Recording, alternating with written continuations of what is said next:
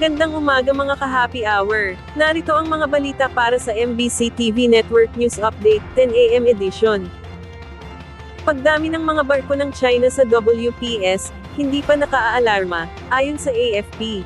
Mahigpit na binabantayan ng Armed Forces of the Philippines ang presensya ng China sa West Philippine Sea. Sa pulong balitaan sa Campo Aguinaldo, sinabi ni Philippine Navy spokesperson for the West Philippine Sea Rear Admiral Roy Vincent Trinidad, na batay sa pinakahuli nilang monitoring ay nasa 122 na ang bilang ng mga barko ng China. Mas mataas ito ng 18, kumpara sa naitalang 104 na mga barko ng China noong isang linggo. Gayunman, sinabi ni Trinidad na hindi pa rin ito nakababahala dahil mas kakaunti pa ito, kumpara sa 159 na mga barko ng China na pinakamataas na bilang na kanilang namataan.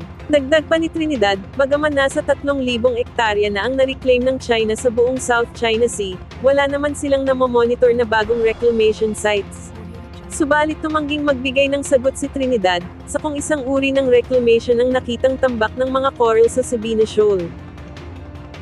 Samantala, gobyerno, gumagastos ng 200,000 pesos kada buwan sa gatas ng mga inabandonang sanggol ng Chinese POGO workers sa Pampanga. Aabot sa 200,000 pesos kada buwan ang ginagastos ng gobyerno ng Pilipinas, para sa gatas ng mga batang inabandona ng kanilang mga tatay na Chinese POGO workers. Ayon kay PAOCC spokesperson Winston Casio, sa kanila dinadala ang mga Pilipinang nabuntis ng mga Chinese na may mga anak, para sa mga pangangailangan ng mga ito.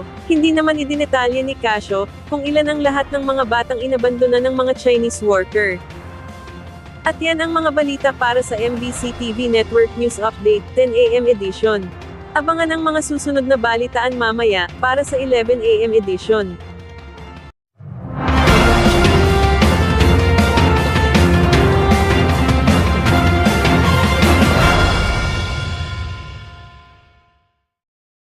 Mga ka-happy hour, kung gusto mong manood ang mga balita sa MBC TV Network News Update, mag-subscribe sa aming YouTube channel, i-like ang aming Facebook page, at i-follow sa aming TikTok account.